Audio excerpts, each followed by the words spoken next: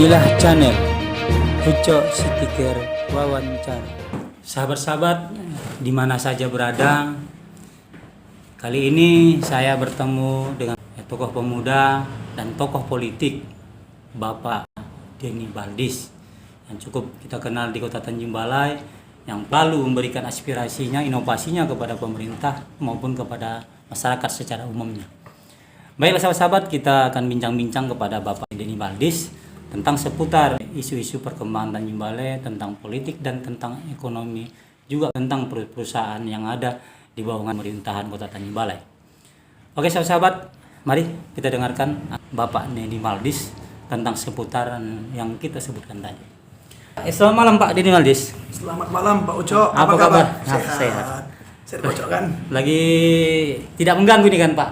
Saya Waktunya. Ini yang enggak lah, lagi agak santai. Santai. Ya.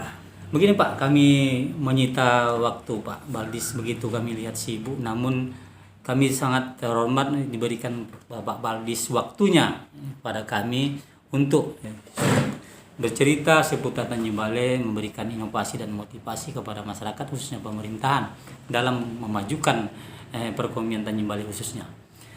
Gini Pak Valdis, sekarang ini kan ada perkembangan di kalangan masyarakat, baik itu di warung-warung ataupun di kafe-kafe, tentang isu-isu pemerintahan sekarang yang katanya PLT Wali Kota ini asik ke lapangan saja. Itu menurut Pak Valdis pencitraan atau memang betul-betul bekerja? Ya, terima kasih Pak Uco. Nah, menanggapi isu PLT Wali Kota yang sering ke lapangan, ya saya rasa beliau kan lagi melihat situasi Kota Tanjung Balai. Itu yang pertama, Pak Uco. Yang kedua, beliau kan masih lagi tahap awal akan menjalankan roda pemerintahan. Karena kemarin kan kalau kita lihat dari sejarah beliau kan hanya dari dasar memegang jabatan, ya Pak Uco udah tahu ya jabatan apa dipegang beliau, ya mungkin di BKD bisalah Pak Uco cariin gitu apa jabatan yang beliau pegang, sampai terakhir jabatan yang beliau emban. Jadi dengan situasi pada saat hari ini, ya beliau kan haruslah dia meninjau dulu lokasi di mana tempat lapangan-lapangan di Tanjung Balai ini, apa kira-kira kriteria yang harus beliau jalankan untuk berputar roda pemerintahan, dari aspek apa aja yang harus dilakukan. Jadi beliau tuh memang melihat situasi. Ya, kalau pandangan saya Pak Uco ya kan gitu. Begitu Pak Valdis, berarti yang kita lihat komentar selama ini ada isu dari lapangan yang mungkin lah sebagai masyarakat dia punya hak komentar, katanya pencitraan lah ini sebagai untuk 2024. Itu menurut Pak Valdis yang orang komentar tuh bagaimana itu kira-kira? Kalau saya rasa kalau arah ke sana ya namanya komentar pendapat-pendapat ya apa ya masyarakat atau sekelompok, dan yang kita bisa nilai gimana pendapat itu sah-sah saja Pak Uco. Namanya itu kan pendapat itu kan harus kita hargai. Iya betul. Ya Pak Uco ya. Jadi pendapat itu harus kita hargai, ya namanya lah di dalam suatu kelompok itu kan ada juga ini perbedaan pendapat. Ya. Tapi gimana perbedaan ini ya kita rumuskan, kita bisa jadikan satu misi untuk Tanjung Balai. Kita sekarang ini kan mengkedepankan Tanjung Balai. Jangan ada kelompok, ada apa, tapi itu pendapat boleh-boleh saja.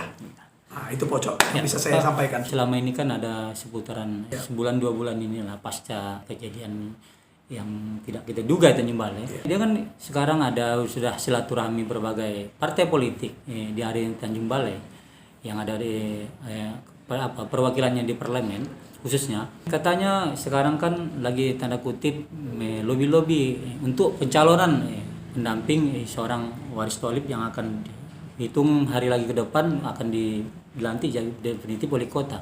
Menurut Pak Valdis sebagai tokoh dan pemerhati di Kota Tanjung Balai, yang bagaimana figur seorang calon wakil wali kota ke depan? Saya rasa kalau hal itu kita mengkaji sangat jauh. Kenapa? Karena kan ini kan Pak Waris kan masih lagi panjang ini tentang keputusan yang akan dilakukan oleh penyidik hukum kan gitu. Yang kemarin wali kota Bung Syahrial SHMH kan dinonaktifkan. Iya. Gimana pun, apapun, kan itu kan harus ada ingkrah.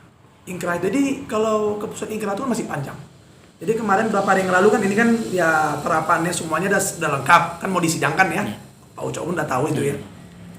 Kalau untuk hal itu nggak usah dipikirkan, kalau menurut pendapat saya. Gimana sekarang ini bekerja dulu kita, mengumpulkan tokoh-tokoh, kita duduk bersama macam mana untuk Tanjung Balai ini ke depan. Karena untuk memikirkan pendamping wakil itu masih jauh. Itu menurut pandangan yang saya peroleh. Karena ini masih keputusan ini nanti dia nanti ada haknya lagi untuk pembelaan, ada lagi hak ini, itu masih panjang ini. Bisa-bisa nanti ini kalau panjang berlarut, sedangkan kita ini 3,5 tahun. Walaupun masa jabatan 3,5 tahun, masa untuk pemilihan ke depan 2024. Ya kan? Iya. Ini wali kota ini hanya setahu saya 3,5 tahun itu aja. Iya, masih panjang. Bisa-bisa nanti nih kalau berjalan ini 2 tahun. Kasus ini belum juga selesai sampai ke depannya. Bisa-bisa Pak Waris Tholib menjalankan ini pemerintahan ini dengan sendirinya. Kan boleh undang-undang. Iya. Kalau hanya tinggal sekian 1,5 tahun lagi bisa sendiri. Iya. Nggak perlu wakil, itu kan kebijakan itu, bisa lobby-lobby apa itu kan. Nah, kalaupun untuk didampingi wakil lebih bagus.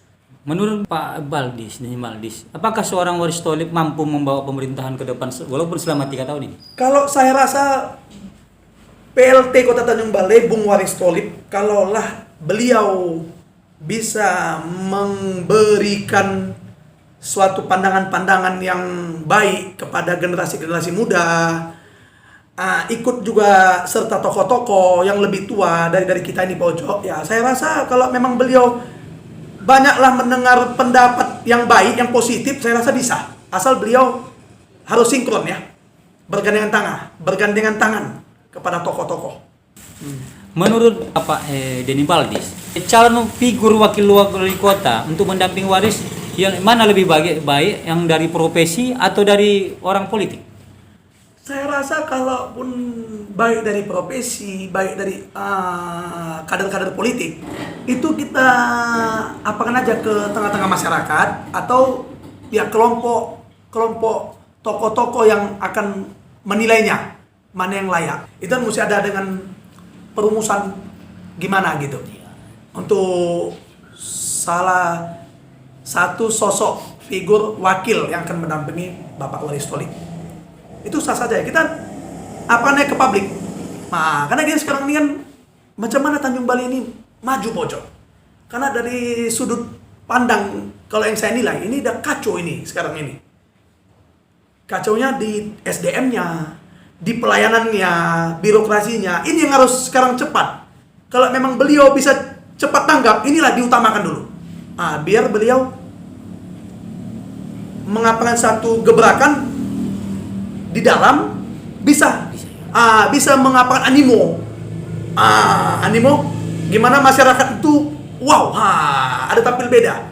Melanjutkan menyambung bahasa Pak Baldis tadi. Ini kan kemarin ada lebih kurang 2 minggu yang lalu kita dapatkan isu itu bisa dipertanggungjawabkan A1-nya bahwanya Waris Tholib ini PLT Wali Kota Tanjung Balai kurang didukung tanda kutip OPD dengan dibuktikan kehadiran mereka di waktu-waktu rapat tidak maksimal untuk berupaya bagaimana mendongkrak perekonomian Tanjung Balai ini supaya majunya perekonomian.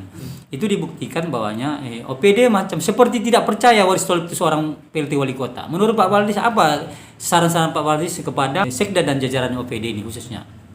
Saran saya satu, pojok. Gimana sekarang Bapak Waris Tholib selaku PLT ya, pada saat ini di tanggal 26 ya, beliau ya sebagai wakil dengan Bapak Sarial kan, karena ada Pak Sarial ada tersangkut dengan masalah hukum, Pak Sarial dinonaktifkan, beliaulah jadi PLT yang diangkat pada tanggal 5 Mei ya, 5 Mei 2021. Jadi untuk di bulan 7 ini kalau memang betul-betul bahasa dari Pak Ucok tadi tentang apa OPD yang kurang yakin, seharusnya Pak Waris Tholib sudah bisa melakukan ketegasan. Kalau memang ini memang harus dibutuhkan penyegaran ya, beliau harus sekarang ini tegaslah untuk penyegaran dari dalam. Karena beliau tuh harus membereskan di dalam dulu. gimana untuk menciptakan rasa nyaman masyarakat.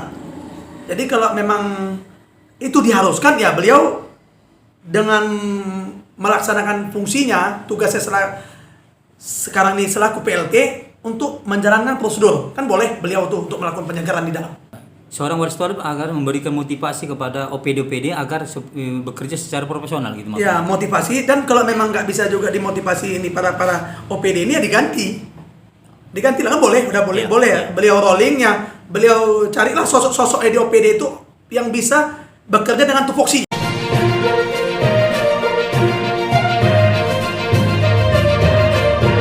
Inilah channel Uco City Care.